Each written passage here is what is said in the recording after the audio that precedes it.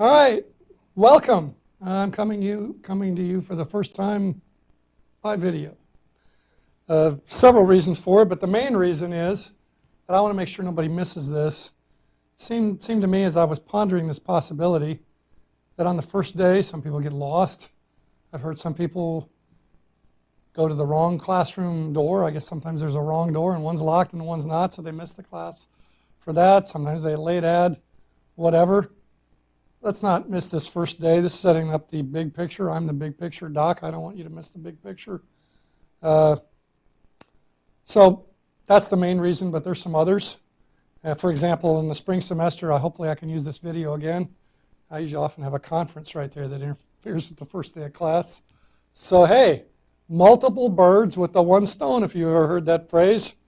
And because one of my philosophies in life is that the fun never ends unless you let it, I'm going to have fun with this, and maybe because I don't have to actually look at anybody while I do this, maybe see the smirks or the frowns or whatever, I'm going to maybe clown around a little bit more than I usually do.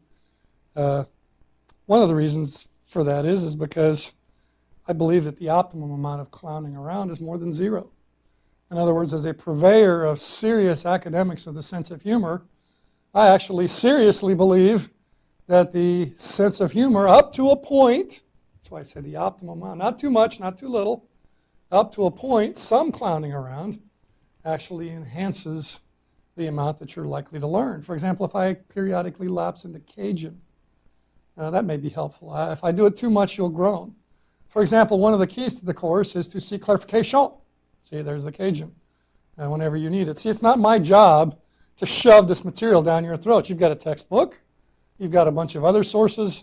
Heavens, you can Google anything you want and find information that way. There are other economics textbooks you could look at if you want, and there's the main constraint if you have time. You could even look at another lecture of mine from the first day of class for this course. Have them posted back from a year ago. But I thought I'd record a fresh one for this day and actually assign you to read this one because I think it's a little more lively than the camera shot of me standing in front of a giant lecture hall as I did for fall 2015. All right, so just to kind of get you used to who I am before I actually get into some talking about the economics big pictures and the big ideas that you can read about in your book, we'll set things up a little bit. I am, in fact, Dr. Merrifield, Dr. John Merrifield, but I prefer informality, so after we've established that I'm a full-time faculty member and I have office hours and I don't have to run off to some other job after I finish here, and that I can see you at times other than official office hours, and that I'm an email slave, so I respond pretty fast to email, whether it's through the BB Learn modules or it's just John Merrifield, john.merrifield@utsa, whatever.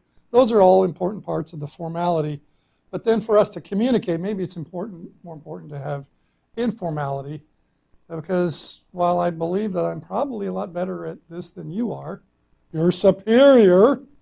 I'm actually trying to make myself a little taller than I usually am, which is usually plenty. You're my superior in other ways. See, I have a comparative advantage in economics because that's what I studied for years and practiced for years after that. But I'm not in your superior in any general sense. There are a lot of things you're better at than I am. All right, so on that basis, you don't have to think of me as somebody that you need to talk to really respectfully. The main thing you need to understand is to talk to me often whenever clarification is needed, and you need to talk to me in a way that works best for you for that clarification of economic concepts. And I'll talk to you about anything you want if you want to seek my advice, my ideas about other things other than economics, because you think that I'm a good thinker and a good general decision maker. That'd be awesome, I'm honored to help in any way that I possibly can. But definitely, positively, you want to make sure you communicate with whomever works for you to achieve your intellectual growth in this economic area. So that's the way you should choose between your SI, your supplemental instruction leader, the online materials. There are lectures packed into that BB Learn modules that are from all kinds of different people, some better than others, some better than others for some students, and other students, the other ones are better for, we're diverse. So sample all of those materials. And if you get to be attendance challenged, that's sad. But I've tried to get away from making you wish you'd attended class by any means other than lively instruction and discussion, threatening you and all kinds of bad things are going to happen. No, what I've done in this case is kind of reverse myself, made it easier to be absent. I don't want you to be absent. I want you to be present. I think that's still important. But, I've been doing this long enough that it's finally time to recognize the reality of things and say, some people are just going to have spotty attendance, and maybe what I should do to earn my money is to make it as easy as possible for you to still thrive in the course. So, again, this recorded lecture is part of that, because if you didn't make this first day, now you're watching me anyway, and hopefully you view that as a positive. Another day that for sure you can count on a video instead of a live lecture is the Tuesday before Thanksgiving. It used to be I tried to set up exams for that day thinking, they're not going to show up for a regular lecture that day, or at least a lot of people aren't. There's a high opportunity cost, hit the road for vacation, whatever.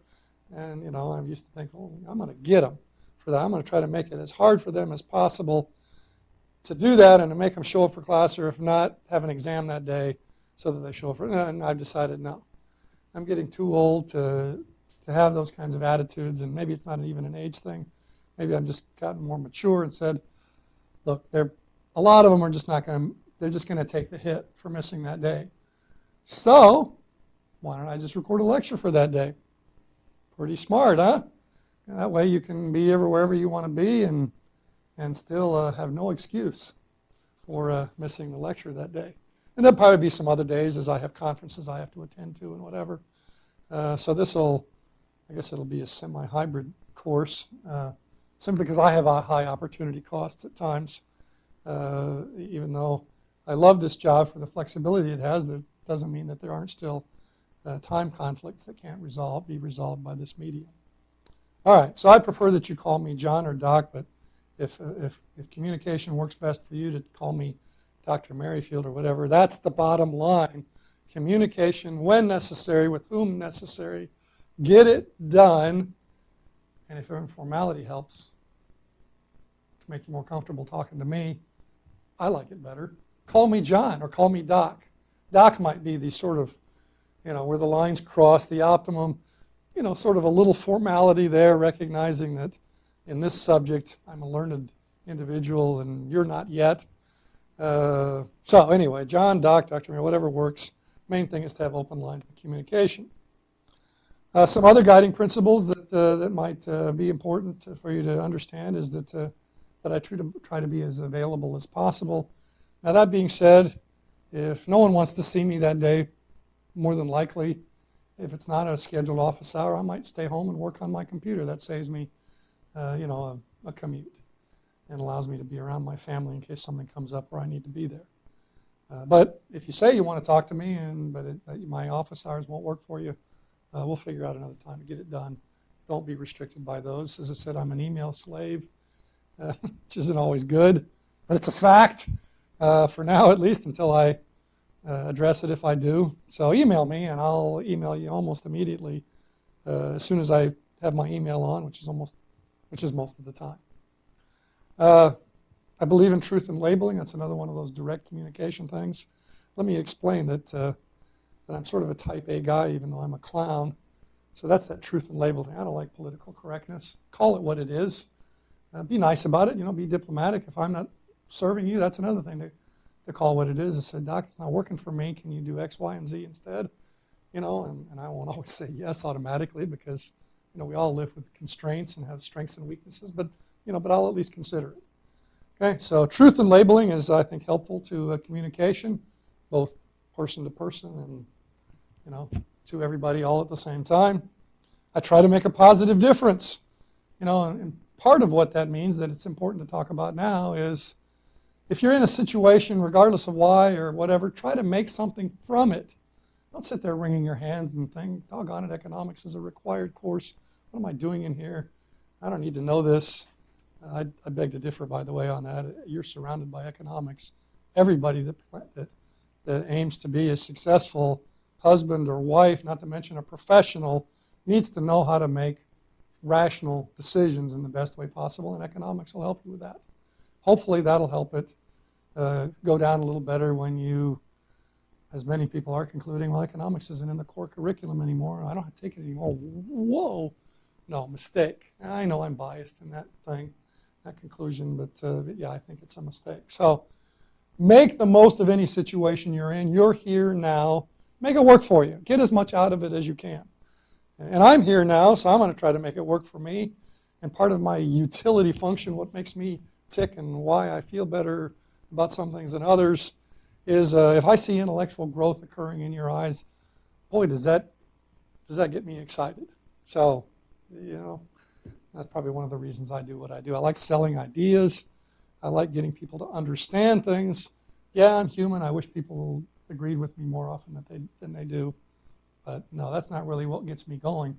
What gets me going, positive or negatively, is when somebody doesn't understand something that's important for them to understand. What conclusions and opinions they derive from that is beyond my control, and I don't worry about things I can't control. Okay, and again, guiding principle number 3, you've heard a couple times already, the fun never ends unless you let it, and that's really a deadly serious phrase.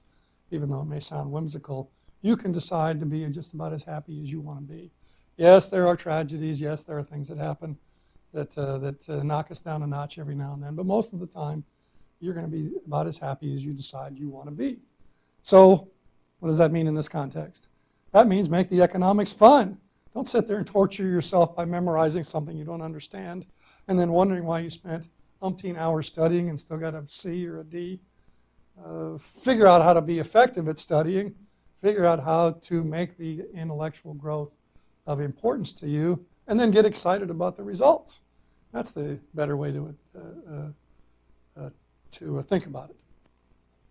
All right, so that's a little bit of background, and hopefully that'll get you to talk to me more often and to get it to work for you. That's the main thing. Let's get into some economics. Start with a definition. What's one of the many definitions of economics? One of them is it's the painful elaboration of the obvious. Economics is about how to make rational decisions, or about how other people do that. And once you figure that out, maybe it tells you how you should. So since it's about what people do that's rational, described rationality, well, ultimately it becomes obvious. So the painful elaboration of the obvious means that eventually you're going to go, duh, or you should. If you haven't studied long enough, or if you haven't gotten to duh, that means you haven't studied long enough. Okay? So if you're struggling with some graph, I have some graphs here I can go to. Should I go to them now? Not yet. I'll rip this. There's a bunch of them there. If you're struggling with some graph and all you can memorize is a bunch of shapes and triangles and rectangles and P's and Q's, and you can't figure out why things are actually the way they are, you're never going to get to duh. And you're probably not learning anything, which is pretty expensive in many different ways. But you're definitely not having fun. So let's not do that. Let's try to figure out a way to be connected to the material to learn what it is. One way to think about it is, suppose you look at a toolbox and you look in there and there's a hammer. Okay, so you've recognized that it's a hammer. Can you do anything with it? All right, if you memorize stuff, you could probably recognize that it's a hammer. But you probably wouldn't know how to knock in very many nails. Some maybe, they're short and fat and they won't bend. But a lot of others, you hit them and you might hurt your finger, or you might bend the nail and you might not get it to go in all the way into the wood. You might not know which nail is the right one, or which hammer, why some hammers are better than others. Don't do that. Make sure you know how to use the hammer, not just recognize that it is. Okay, so the same thing is true of economic tools. Don't just get to the point where you know, oh, that's a supply and demand graph, or that's a production possibilities frontier, and oh, that's a supply line and that's a demand line. Get in the habit of understanding why it slopes upward and it slopes downward, and why the intersection matters, and why the one is the price and the other one's the quantity, and why multiplying one times the other is something else that's important. Okay, so the painful elaboration of the obvious is one way to perceive economics. It's all about scarcity, so that's kind of the critical issue. studying people coping with scarcity. Another way to think about what economics is. All our choices are costly. That is why a lot of people call economics the dismal science, because we're always talking about the downside of things. Consequences. If you do this, you can't do that. Okay? If you do this, you can do that. If you do this, you can't do that. You give up one to do the other. And that's one of the reasons that politicians often make fun of economists, although they listen to them, maybe not as much as they should. But they often use us as punching bags because they don't like to be told what the consequences of all their rosy promises are. And by the way, I'm recording this on one of the days between the two between the Republican and Democrat National Convention, so I'm just kind of deluged by promises, most of which may be sincere, but will, in light of scarcity, be difficult to keep. Okay, so people spending and earning income, right? That behavior, we're studying economics there if we're looking at people earning and spending income, because in both cases they're coping with scarcity. They're only able to earn a certain amount of income given their skills and market conditions, and then they've had this limited amount of income that they wish would buy a lot more than it does. And so that's another way to look at economics. Another way to look at it is that it's price theory. There's a lot about prices in this course. Why is that? Well, because price formation and price impact is a lot about what guides decision making. Okay, people make choices. That creates shortages and surpluses of goods and services, and then that changes the prices, and then they change their choices, and so it goes back and forth. And by the way, two of the most important things you can learn all semester long, I'll put them right up front, right here, and they'll be mentioned several more times, and I'll regard us both as failures if you don't understand what these things mean by the end of the semester. All right, so when we look at how economic systems decide what's going to be produced, how it's going to be produced, where it's going to be produced, and how it is going to be distributed, markets are the default ways to do that. What are markets? That's just people trying to find good deals for use of their labor and other things that they own, good deals for how they spend their limited amount of income. And how do markets work on their own when left alone? You observe prices. You enter the marketplace and you learn what you have to give up to get certain things, either in terms of how much time you have to work to make enough money to earn something, or how much of something you can't buy if you buy something else. It all comes down to prices, which are initially specified in dollars usually, but which ultimately come down to how much of something, your time, it takes to acquire something, or how much of something you give up in order to be able to have the money available to buy something else. Okay, so those prices fall and rise as a result of what? As a result of shortages and surpluses that arise in the market. In a free market, shortages and surpluses don't last very long, but their temporary appearance is what causes prices to rise and fall. So here's one of those two big things that you need to not just memorize, because I'm going to make sure I do torture you to figure out if you just memorized it and don't understand it. One of the critical functions of that constant change in prices in markets is to ration out what's available. At any given moment, there's a certain amount of stuff available, okay, lots of all kinds of stuff. And in each case, there may be a little bit more or a little bit less than people actually want to buy at the existing maybe long-standing, but the price that people expected to pay.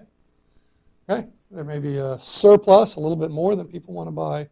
There may be a shortage. In other words, it's being purchased faster than firms are replenishing it based on the existing price.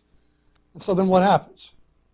Okay, ration out what's available means to make sure that it all sells. And not more than all, that it all lasts until we can make more. Okay, so if it's selling a little faster, then new production is arriving at wherever it's selling, we have a shortage. Prices are going to go up. Why are they going to go up? Because sellers would love to be able to raise their prices. After all, we know that they're all, well, maybe not all, a lot of them are at least trying to survive, pay their bills, and many of them are trying to make as much money as they can, and while they can, because they know it's tough out there, and you know, you get your income when you can, your profit when you can. Okay? So if there's a shortage and it's moving faster than they're used to, they're glad to raise their prices. And what will that do? Well, that'll increase the rate at which the stuff shows up to sell because it's now more profitable. And some people will say, at that higher price, no. The lower price, fine. Higher price, no. I don't want it at all, or I'd rather buy something else. Okay? So ration out what's available means to change supply and demand in the short run. Okay? Sometimes it's not easy to claim supply much in the short run, but to change it maybe a little bit if it can change in the short run to match the amount that people want to buy. Okay? So prices fluctuate in the short run so that all that's available to sell is the amount that does sell, not more, not less.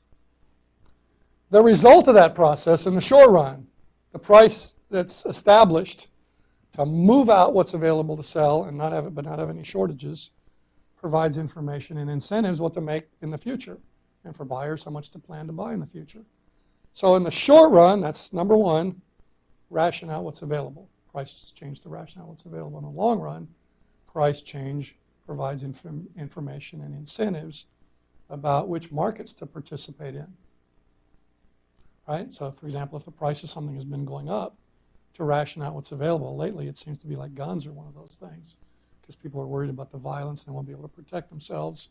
So they're going off to the store to buy a gun for themselves so that if the bad guys come after them, they don't have to wait for the cops to show up. So they can protect themselves. And I'm not passing any judgment on that. That as, the guns that are out there for people to protect themselves can fall into the wrong hands. And so it's one of those many controversial things that economics can shed light on but not resolve. All right, so the demand has increased. I bet you the sales and the discounts are less than they used to be, and maybe even the posted prices have gone up to ration out what's available.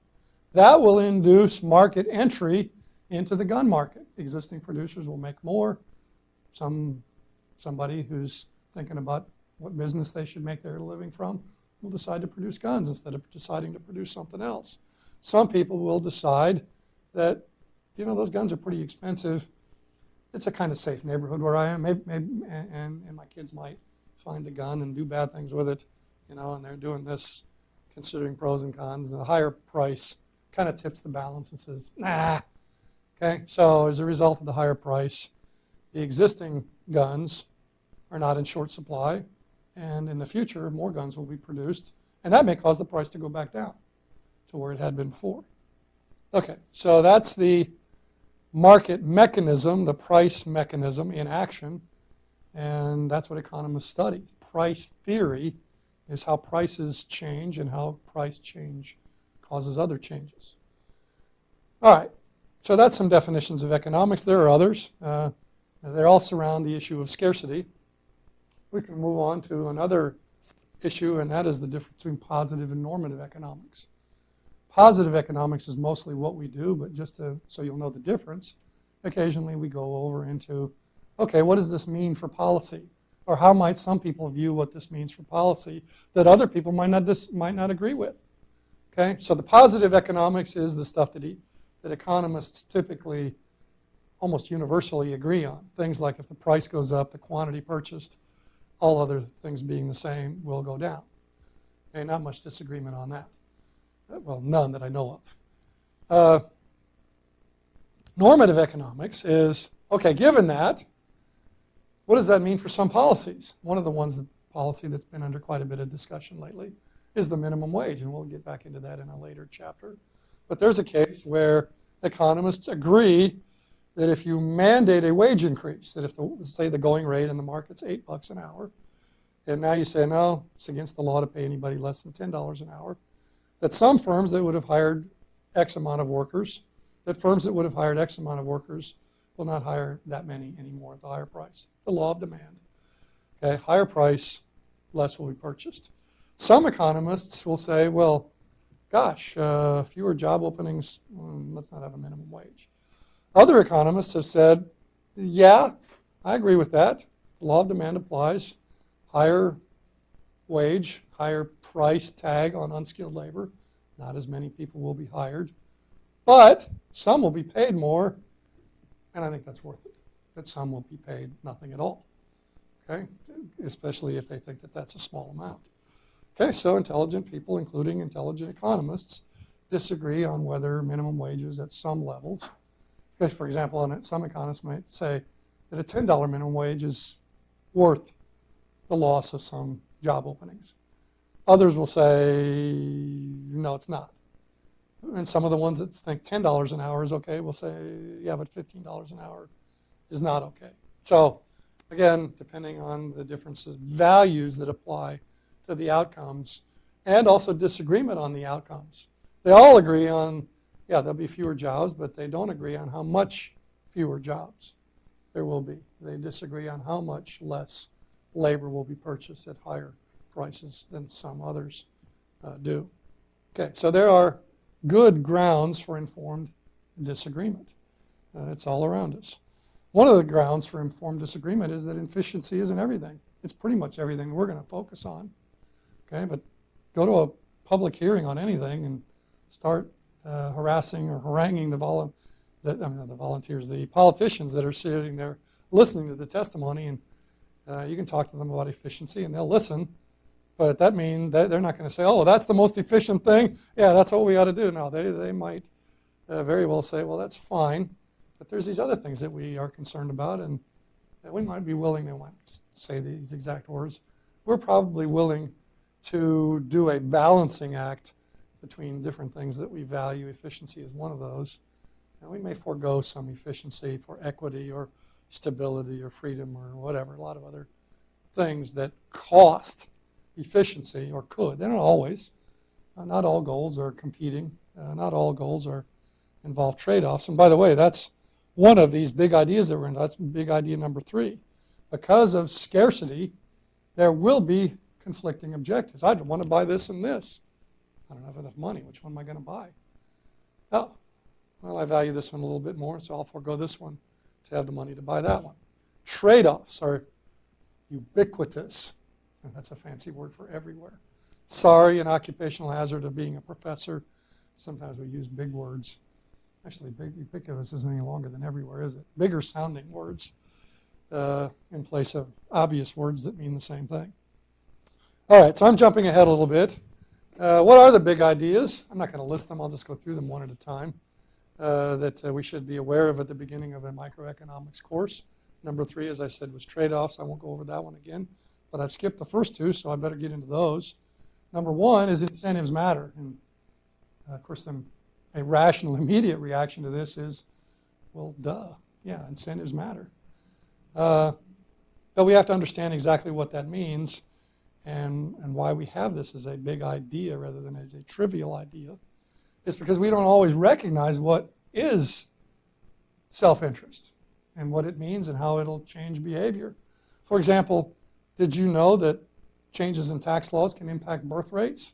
Can you picture people planning their family with the IRS tax code as one of the things they look at? Sounds kind of silly, but people value children. But sometimes not enough to finance the additional ones. In other words, cost is a factor in planning family size. And if it's cheaper to have kids, they might have more kids than if it's more expensive to have kids. And economic research has shown that to be the case.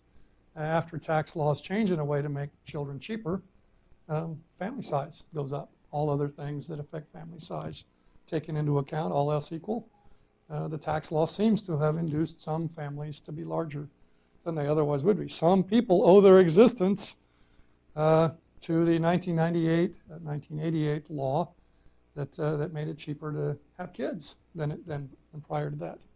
A fact. In the Soviet Union is an interesting example. Wow, I'm getting old now. This is before some of you were born. The Soviet Union went away in 1991. Wow. But in that old system, which was socialism in action, incentives mattered in some weird ways. The central government says, here's our quota for glass production. This is one example. And kind of strange, one of the things you learn about central planning is it's hard to be detail intensive, but our economy is everything. I mean, there's all kinds of ways that all kinds of products in which glass is a part of. But the central government didn't know how to specify all of those. They couldn't anticipate all of them, so they just said, here's how much glass we need to produce, okay, as a whole. So they specified a total quota of glass production, and they assigned that to all of the different factories that were capable of doing that. Some of the factories said, okay, we have to, and they specified that in tons. So some of the factories, I don't know if they were trying to be funny or just educate the central planners or what, but they said, okay, my share of the quota is 5 tons of glass. Here it is, a big chunk of glass. Weighs 5 tons. I guess good for a paperweight if you're Paul Bunyan. Other than that, it has no use whatsoever. I guess it's in a museum probably somewhere now. And so it has a function in getting people to roll their eyes or to laugh. But it didn't have any use when it was produced for making windows, or whatever that glass might be used for. The central planners wised up and said, maybe we should specify the quota in terms of square meters of glass produced. Well, then some of the factories produced glass so thin that if you had a slight breeze, it would break. Just as useful as the big cubes, but hey, Mr. Politburo, here's your 50 square feet of glass, our quota. Silly stuff. But incentives matter, and if you specify things in certain ways, don't be surprised if people do more of something than you thought maybe that you wanted them to or expected them to. And incentive matter means that self-interest matters, which means that to explain the behavior of some people, we better have a pretty broad view of self-interest.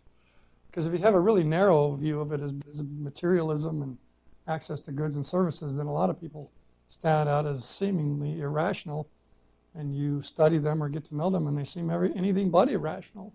They seem quite rational, yet they seem to have chosen less for themselves, selfishly speaking, in favor of more for other people.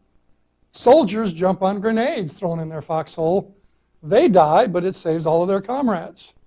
At the instant that they made that choice, it seemed rational to give their lives quickly. They were going to die anyway if somebody else didn't jump on the grenade, So they said, I might as well jump on the grenade. I'm gone, but I'll be gone anyway, even if no one else does. So that seemed like a rational thing to do, even though it was an entirely altruistic act at the moment, because, hey, somebody else might have jumped on the grenade, and then they would have died instead of them. Okay? So altruism is absolutely consistent with self-interest, and that incentives matter. Incentives and mattering and self-interest has to be broadly defined for it to successfully be part of our economic attempts, economic analysis attempting to explain why people do what they do. Another big idea, number 2, is that good institutions matter. And the good institution, so by the way, it's also number 7. I'm not sure why they separated it into 2. I'm only going to talk about it once, so I'm going to skip number 7.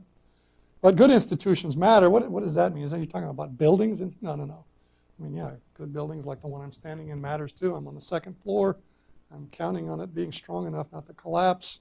I'm relying on the architects and the engineers. Anyway, no, that's not what I mean by institutions matter, even though they do matter in that sense also. No, to economic analysis, what institutions means is like the rules of the game, the overlying conditions under which people specialize and engage in trade, spend income, pursue earning income, do altruistic acts, all of that. Just to give you an example of what we do mean by these institutions and specific rules, it's like courts that enforce contracts fairly and impartially and don't favor some people over others because they have connections. That's a critical institution in aligning pursuit of self-interest with positive social outcomes. I won't go over any others. That's just one example of a rule or a tradition that's vital in causing pursuit of self-interest to cause and to improve social outcomes. If you provide an incentive for people to benefit at public expense, they will. Not everybody, of course. Some people revere the law for its own sake above else, but some people don't, and if breaking the law will benefit them at public expense and they think they can get away with it, they'll do it. Okay, so incentives can matter in ways that you don't anticipate. Wish that they didn't happen like in the Soviet Union. Try to discern how self-interest will be affected when you change your own behavior or when the government purports or announces that it's going to change the rules of the game. All right, so number one was incentives matter. Number two is good institutions align self-interest and the social interest. Number three was trade-offs are everywhere. I went over that a few minutes ago. Number four is thinking on the margin is the way people behave, and that is because they have to. And because they're used to, even though they don't know it's thinking on the margin, and even though they didn't have that name, they didn't know it had a name, marginal analysis. Let me follow with, just go from there with a couple of examples, and then here's where my graphs that are hidden come in. I'll get into those in a minute just to illustrate further what that is. When recently have you probably been thinking at the margin? Constantly, probably, but two I can predict and maybe easy to talk about. How about when life changes, like the starting of a semester, and you have to ponder when to get up in the morning? That's marginal analysis. Your alarm clock, maybe your cell phone serves as your alarm clock, is probably set to at least wake you up at a certain time, or if you're in the habit of hitting the snooze button, to begin to wake you up in the morning. And so now the semester's starting, which probably changed your schedule and your priorities. And so now you're reconsidering the time that you have set on there. Let's say it's 6:30 in the morning. Now you're thinking, maybe I should get up earlier. You know, traffic out to UTSA is kind of bad, and maybe if I get up earlier, I'll get there without having to spend time stuck in traffic. And if I get there earlier, I'll get a better parking spot. This time of year under a shade tree is nice, but in any event, closer to the buildings. Okay, so you're weighing all of these things with, I hate to get out of bed in the morning, and some extra sleep sure would be nice. And so you're making a decision at the margin, probably 1 minute at a time or 10 minutes at a time. And so maybe 6:30 being your starting point, maybe you back it up to 6 o'clock. So what you've said with your behavior, just did some marginal analysis, is that now with the changes with the onset of the semester, that those last 30 minutes of sleep that you've gotten used to are just not too costly. They're just not worth it anymore. And that now at 6 o'clock, additional sleep is just barely worth the cost of getting into things a little later, whereas before that had been at 6:30. Okay, so you evaluated a minute or two at a time whether additional sleep was worth less of other things, and you made a choice. How about almost every day when you're thinking about how hard to press on the gas pedal of your car? Isn't it awesome we live in a society where I can assume that almost all of you have a car? Well, you can't assume that through much of history or through much of the world. But anyway, most of you have a car, and you can go out on the highway and you can see that people have different choices about how fast to drive. They're all doing marginal analysis, reaching different conclusions about how fast to drive. They're weighing getting there sooner with additional gas consumption, the probability of getting a ticket, and whether being late is going to be penalized maybe by their boss or getting to class late. And so as your foot moves on the gas pedal, you're doing marginal analysis, reaching conclusions that the previous optimum amount of speed has changed by some. Maybe you just saw a cop. Or maybe you just learned that most of the cops are in unmarked vehicles and now you can't even tell whether they're around anymore. Oops, better slow down. I don't know if there is one around. Anyway, so you're making all that's all marginal analysis in action. And it turns out that we have what I call at least the economic golden rule. And that is that the best amount of anything from the perspective of the person choosing, or the firm choosing, or the governmental entity choosing, or society having a choice or being presented with the consequence of a bunch of choices, the best amount of anything from the decision maker's perspective is defined by where the marginal benefit equals the marginal cost. Okay, now, since I've thrown some hieroglyphics out there, perhaps a new term. Maybe I better define what all of those are and how they relate. So I'll do that. Let me stick that over this bottom graph so it doesn't distract you. I'll get into it in a minute. But the way the world seems to work for most goods and services is that the total benefits for anything change with quantity this way. That the more you have of something, the better things are, but that the increase occurs at a decreasing rate. So if we graph the rate of increase, we get what's called marginal benefit. The change in the total benefit, change in, with a change in quantity of 1. Okay? So increase at a decreasing rate means that the rate of increase is decreasing. Okay? The amount of additional benefit with quantity is getting smaller. You see here when it flattens out, the change in total benefit is 0, which means the change in the total benefit is 0. There it is. If the increase is at an increasing rate, which seems to be the way the opportunity costs, okay, what you give up to do something works most of the time in the real world, you get increasing rate, which means the change in the total gets bigger and bigger the bigger our quantity is. When you do the first unit of something, you may not give up anything at all to do it. Maybe it's something easily done in the course of your already existing fares. But to do a lot of it might take a total revamping of your schedule and the way you spend your money. So you see, the last unit of something might be much more costly than the first unit. Makes sense. And the reason that I allege that it makes sense is we've done the research and we've shown that that's the case. And that's the way people behave. They don't go all the way to the maximum benefit of something, because before they get there, it costs more than it's worth. Not worthless. It's worth less. Notice the difference.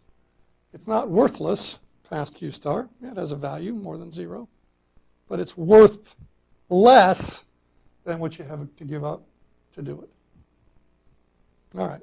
So there's some of the hieroglyphics in the explanation of it. Marginal benefit declines from high to low as you go from left to right, as you go from 0 quantity to bigger values, because the total benefit rises at a decreasing rate. Marginal cost rises. Okay, the change in the total goes up at an increasing rate. Each additional unit costs more than the previous one.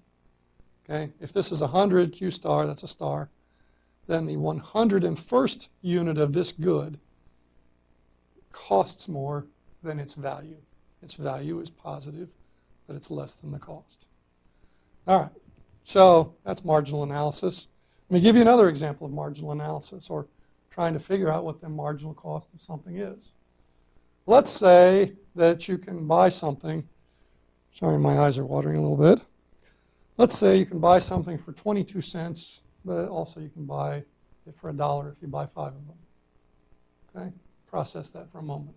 One costs 22 cents. If you buy 2, it'll cost 44 cents. If you buy 3, it'll cost 66 cents. If you buy 4, it'll cost 88 cents. But since it's 5 for $1, if you buy 5, it's $1 up. The 5th one has a marginal cost of 12 cents to the purchaser. Okay? There you go. You just found a margin. How'd you do that? How'd you find that marginal cost? $1 minus 88 cents. That's how you find marginal whatever cost benefit. You subtract what the total is, $1, if you buy 5, from what the total is for 1 unit less. Right? If you want 4, it's 88 cents. 12 more cents will get you 5. The marginal cost of the 5th one is 12 cents. All right? Now back to this notion of rational behavior, because I thought of an example that will illustrate that. Suppose it's 25 cents each, or 5 for $1. Okay? Does that make it irrational not to buy 5 instead of 4? 4 of them will be $1, right? 4 times 25 cents. 5 for $1. Why would you take the 5th one? Well, it's free in terms of money, right? At the margin, it's no additional cost. That's what free means. No additional cost. See, hey, you spent $1, but the 5th one was free. Now, free in terms of money. But does that make it totally free? Does that make it have no cost? Well, that depends on how big it is and how smelly it is, maybe, how dusty it is. I can tell you from experience, having goofed around with a concrete example. Concrete, Quikrete, a product that even at a price of zero, it's not free. 80-pound bag, even a 40-pound bag, I mean, that's heavy, and it gets dust on your clothes, and I've got to find some place to put it at home until I use it that won't get any water on it, and so I wanted to pick it up in a dead lift because 80 pounds is a lot. See, it might be free in terms of money, and that fact may make a lot of people buy 5 instead of 4. But a lot of people still might say, yeah, I don't have to pay any more money for that 5th one, but I don't have any place to put it. And my back is kind of shot after picking up 4 of these to load into my truck, much less unloading it at home and putting it somewhere. And I'm running out of space to put it. So opportunity cost is more than money. So free in terms of money, no additional cost, does not make it overly free. You might think it irrational to buy just 4 instead of 5. Most people would for themselves to say, yeah, well, no additional money cost, yeah, buy that 5th one. But some people would still say it's no additional money cost if it's 25 cents each, but 5 for $1. But still, I'm only going to buy 4. All right, so now you know that marginal analysis involves what in your brain, some subtraction. The total benefit with this condition, driving, say, at 65 miles an hour, versus the total benefit if you only drive 60 miles an hour, and the difference, that's the marginal benefit of the 5 additional miles an hour. Okay? Marginal analysis involves the mental exercise of doing subtraction. All right, so now one other kind of an interesting way of thinking about marginal analysis is trash pickup service. Why is that an interesting way of thinking about it? Because it's usually billed by a flat fee. It's free. And, well, wait a minute, Doc, you just said I have to pay for it. Yeah, but it's no additional cost for additional quantity. So people will treat it like it's free even though they're billed every month for it. Right? The amount you're billed is not going to be affected by whether you put the maximum out there that your back or the trash receptacle cans can hold, or whether you go on vacation a month and you didn't put any trash while you were gone. No change in the amount you'll be billed. Here in San Antonio, it's part of our city public service electricity bill.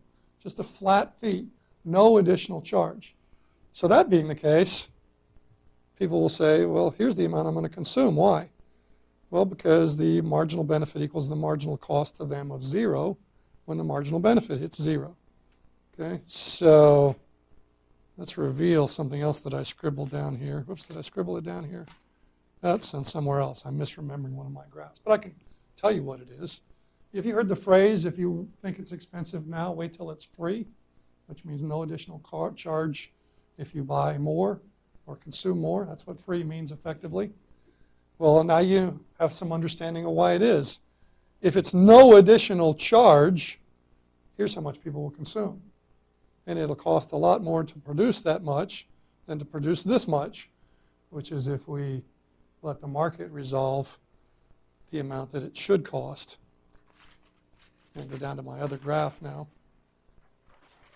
Right, if we think in terms of demand and supply, which I'm just going to barely touch on today because that's chapter 3 and 4, because people's demand for things is a function of their perception of its value to them. And the firms supplying things is a function of their costs, right, marginal costs. So demand and marginal benefit are, I'm not going to get into the DWL, that comes up later in the semester. I wrote this graph for another use, and I'm getting double duty out of it. But if this is the market outcome, the market equilibrium, you have much less spending on this good than if this is the outcome, because there's no additional charge for buying more of it, or for using more of it, because it's charged like trash pickup with just a monthly flat fee. All right. Because I'm not going to use this graph anymore, I'm going to cover it again. Let's see, because I recorded this, you can go rewind and look at it again later if you want to, or start it from scratch again later if maybe you want to review it again. And you should in some cases. By the way, speaking of supply and demand and the law of supply and demand, you don't really know exactly what those are yet. Well, I guess they're kind of basic. The law of supply is higher price, more will be supplied. Law of demand, lower price, more will be purchased. All right, so there they are in kind of raw form. Tampering, this is big idea number 5 now, tampering with the laws of supply and demand has serious consequences, usually bad. Okay, that just basically says we've learned from experience that what happens naturally from people pursuing the best possible deals they can find, constrained by it costs money to get things from people. You have to pay them. All right, there are market prices, and you can't steal it. Property rights will be enforced by the government. Interfering with that basic mechanism usually produces disastrous results. We suffer huge losses. Not always. Some little minor tinkering and fine-tuning is sometimes beneficial, but sometimes thinking you're going to do the minor fine-tuning produces outcomes that you didn't anticipate that are worse, make things worse rather than better. So tampering with the laws of supply and demand by mandating certain things or mandating certain prices has serious consequences. Let me just give one quick example. Talked about the minimum wage earlier. Economists disagree up to certain levels, varying by economist, on how much higher, if at all, the payment to unskilled labor should be above the market rate. And another example of perhaps a temptation to interfere with the market that has been widely regretted, but still resistant to changing once happens, is rent controls. Right? In other words, a constraint on what your landlord can charge you. Doesn't that sound attractive at first? Don't you wish your rent would just kind of suddenly go down? In other words, like a letter from your landlord that says, you know, if the rent had been $400 a month, I'm only going to charge $300 a month this month. Whoa! If you had an opportunity to go into a voting booth and go, boop, and it would cause your rent to drop by $100 a month, that's a pretty hard temptation to resist. This is one of the reasons that we like to educate people in economics, because you probably better resist that temptation. You might actually benefit for a while if you're in the apartment already. You know, a law passes and they had been charging $400, now it's illegal, now they can't charge more than $300. You're going to save $100. But for several reasons, you and other people might regret that, because now not as many apartments will be built because it's not as profitable as before. More people will want their own apartments. You know, people that had roommates will say, at $400 a month, I want a roommate. $300 a month, I want my own apartment. That darn roommate, he never washes dishes, doesn't keep things clean, and I'll tolerate to save myself a couple $100, right? Split that $400 rent. But if I can have my own place for $300, I'm going to do that. So what I'm saying is that the lower price reduces the quantity supplied and increases the quantity demanded. Voila, we have a shortage, and it's illegal to raise the price, so the price can't rise as it normally would, which is why it was at $400 to begin with. To alleviate that shortage, we're going to have a persistent shortage, right? Because the politicians aren't going to all instantly go, oops, and let's not do that, because a lot of the people that are gaining will say, no, I like my rent at $300. Don't you mess with it. Also, okay, so there's less supply. There's going to be shortages, and persistent shortages have consequences. One of those is reduced quality, right? So you might be in your apartment at $400 a month at first, and then now, by virtue of political action, boop, wasn't that easy, right? You voted for the candidate that promised rent controls. Now you're saving on your rent money, but suddenly the landlord's not all that responsive to your demands for fixing things. If you leave, he's got a waiting list that is willing to accept the apartment, even with the thing that you wish that they would fix.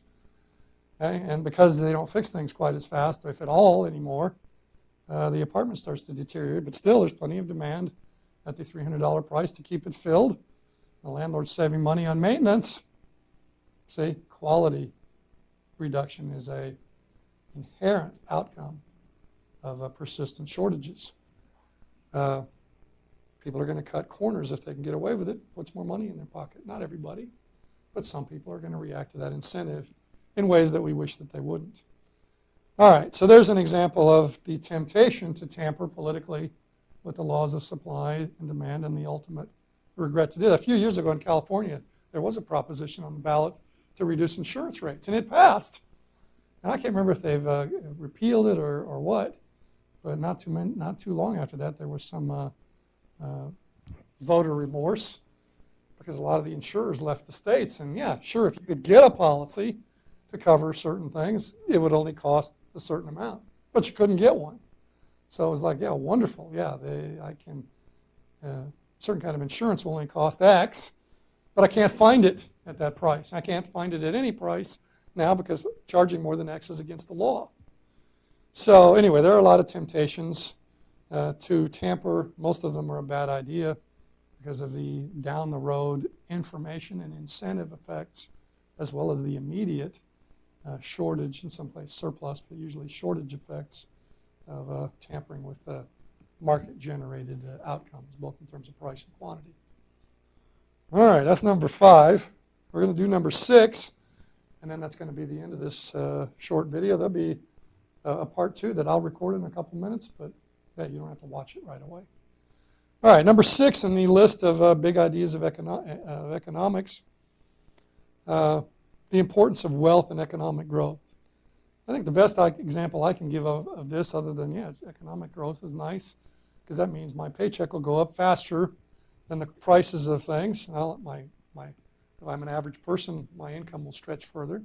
Sure, that's cool, but maybe there is things going on in the side effects of economic growth, traffic, pollution. Maybe it isn't worth it.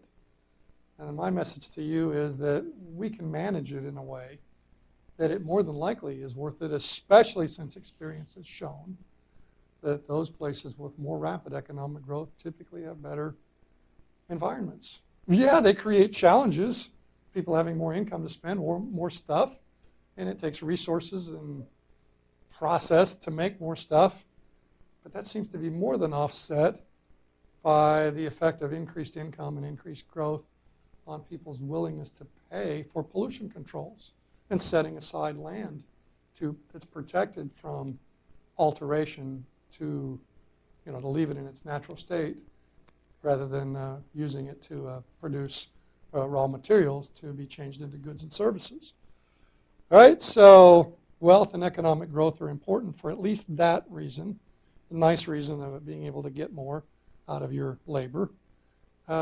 Another one that's worth mentioning, especially since I've just been watching one of the political conventions, and it's just like all other political conventions, the politicians promise a lot.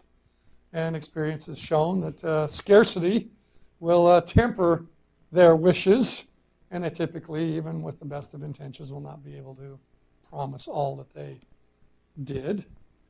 And one of the reasons that wealth and economic growth are nice is because, they'll be able to keep more of their promises, and one of their promises might not be made. That's probably more important than anything.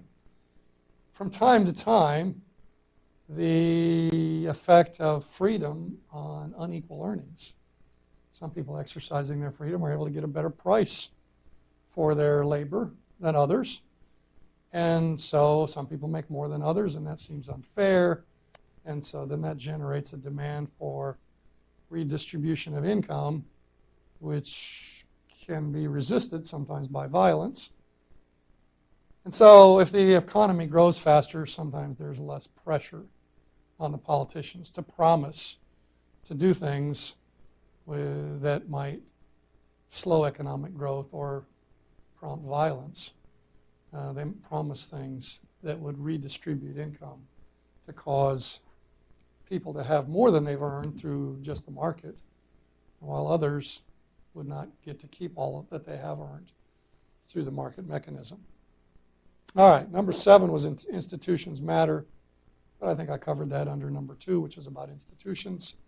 So that'll do it for part 1 of our intro to microeconomics.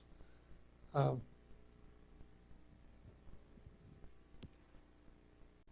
right, welcome. I'm coming to you for the first time by video. Several reasons for it, but the main reason is that I want to make sure nobody misses this. It seemed to me as I was pondering this possibility that on the first day some people get lost I've heard some people go to the wrong classroom door. I guess sometimes there's a wrong door and one's locked and one's not, so they miss the class for that. Sometimes they late add, whatever. Let's not miss this first day. This is setting up the big picture. I'm the big picture doc. I don't want you to miss the big picture. So that's the main reason, but there's some others. For example, in the spring semester, hopefully I can use this video again. I usually often have a conference right there that interferes with the first day of class. So hey, multiple birds with the one stone, if you ever heard that phrase. And because one of my philosophies in life is that the fun never ends unless you let it, I'm going to have fun with this, and maybe because I don't have to actually look at anybody while I do this, maybe see the smirks or the frowns or whatever. I'm kind of maybe clown around a little bit more than I usually do. One of the reasons for that is because I believe that the optimum amount of clowning around is more than zero. In other words, as a purveyor of serious academics with a sense of humor, I actually seriously believe that the sense of humor up to a point, that's why I say the optimum amount, not too much, not too little, up to a point, some clowning around actually enhances the amount that you're likely to learn. For example, if I periodically lapse into Cajun, that may be helpful. If I do it too much, you'll groan. For example, one of the keys to the course is to seek clarification. See, there's the Cajun, whenever you need it. See, it's not my job to shove this material down your throat. You've got a textbook. You've got a bunch of other sources.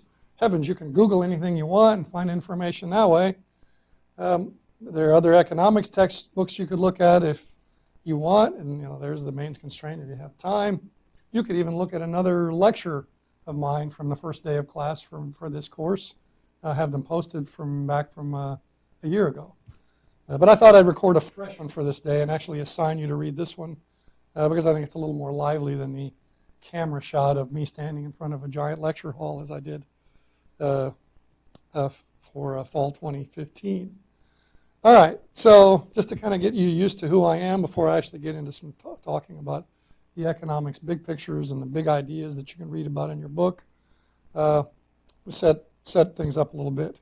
I am, in fact, Dr. Merrifield, Dr. John Merrifield, but I prefer informality, so after we've established that I'm a full-time faculty member and I have office hours and I don't have to run off to some other job after I finish here, and that I can see you at times other than official office hours, and that I'm an email slave, so I respond pretty fast to email, whether it's through the BB Learn modules or it's just John Merrifield, john.merrifield@utsa, whatever.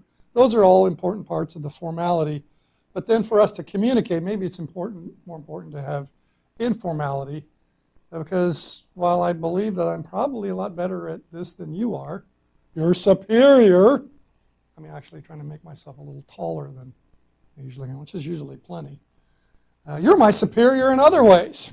See, I have a comparative advantage in economics because that's what I studied for years and practiced for years after that. But I'm not in your superior in any general sense. There are a lot of things you're better at than I am. All right, so on that basis, you don't have to think of me as, somebody that you need to talk to really respectfully. The main thing you need to understand is to talk to me as available as possible. Now, that being said, if no one wants to see me that day, more than likely, if it's not a scheduled office hour, I might stay home and work on my computer. That saves me, a commute and allows me to be around my family in case something comes up where I need to be there. But if you say you want to talk to me, but my office hours won't work for you, we'll figure out another time to get it done. Don't be restricted by those. As I said, I'm an email slave, which isn't always good, but it's a fact for now, at least, until I address it if I do. So email me, and I'll email you almost immediately as soon as I have my email on, which is most of the time. I believe in truth in labeling. That's another one of those direct communication things. Let me explain that I'm sort of a type A guy, even though I'm a clown. So that's that truth in labeling. I don't like political correctness. Call it what it is. Be nice about it. Be diplomatic. If I'm not serving you, that's another thing to call what it is. I said, Doc, it's not working for me. Can you do X, Y, and Z instead? And I won't always say yes automatically because we all live with constraints and have strengths and weaknesses. But I'll at least consider it. Okay, so truth in labeling is, I think, helpful to communication, both person to person and, to everybody all at the same time. I try to make a positive difference. And part of what that means that it's important to talk about now is if you're in a situation, regardless of why or whatever, try to make something from it. Don't sit there wringing your hands and think, doggone it, economics is a required course. What am I doing in here? I don't need to know this. I beg to differ, by the way, on that. You're surrounded by economics. Everybody that aims to be a successful husband or wife, not to mention a professional, needs to know how to make rational decisions in the best way possible, and economics will help you with that. Hopefully that'll help it. Exams for that day, thinking, they're not going to show up for a regular lecture that day, or at least a lot of people aren't. There's a high opportunity cost, hit the road for vacation, whatever. And, I used to think, I'm going to get them for that. I'm going to try to make it as hard for them as possible to do that and to make them show up for class, or if not, have an exam that day so that they show up for it. And I've decided, no, I'm getting too old to have those kinds of attitudes, and maybe it's not even an age thing. Maybe I've just gotten more mature and said, look, a lot of them are just they're just going to take the hit for missing that day. So why don't I just record a lecture for that day? Pretty smart, huh? And that way you can be wherever you want to be and still have no excuse for missing the lecture that day. And there'll probably be some other days as I have conferences I have to attend to and whatever. So I guess it'll be a semi-hybrid course, simply because I have high opportunity costs at times. Even though I love this job for the flexibility it has, that doesn't mean that there aren't still time conflicts that can't be resolved by this medium. All right, so I prefer that you call me John or Doc, but if communication works best for you to call me Dr. Merrifield or whatever, that's the bottom line. Communication when necessary, with whom necessary. Get it done. And if informality helps to make you more comfortable talking to me, I like it better. Call me John or call me Doc. Doc might be the sort of, where the lines cross, the optimum, sort of a little formality there, recognizing that in this subject I'm a learned individual and you're not yet. So anyway, John, Doc, Dr. Mayor, whatever works. Main thing is to have open lines of communication. Some other guiding principles that might be important for you to understand is that I try to be often whenever clarification is needed. And you need to talk to me in a way that works best for you for that clarification of economic concepts. And I'll talk to you about anything you want if you want to seek my advice, my ideas about other things other than economics, because you think that I'm a good thinker and a good general decision maker. That'd be awesome, I'm honored to help in any way that I possibly can. But definitely, positively, you want to make sure you communicate with whomever works for you to achieve your intellectual growth in this economic area. So that's the way you should choose between your SI, your supplemental instruction leader, the online materials. There are lectures packed into that BB Learn modules that are from all kinds of different people, some better than others, some better than others for some students, and other students, the other ones are better for, we're diverse. So sample all of those materials. And if you get to be attendance challenged, that's sad. But I've tried to get away from making you wish you'd attended class by any means other than lively instruction and discussion, threatening you and all kinds of bad things are going to happen. No, what I've done in this case is kind of reverse myself, made it easier to be absent. I don't want you to be absent. I want you to be present. I think that's still important. But, I've been doing this long enough that it's finally time to recognize the reality of things and say, some people are just going to have spotty attendance, and maybe what I should do to earn my money is to make it as easy as possible for you to still thrive in the course. So, again, this recorded lecture is part of that, because if you didn't make this first day, now you're watching me anyway, and hopefully you view that as a positive. Another day that for sure you can count on a video instead of a live lecture is the Tuesday before Thanksgiving. It used to be I tried to set up exams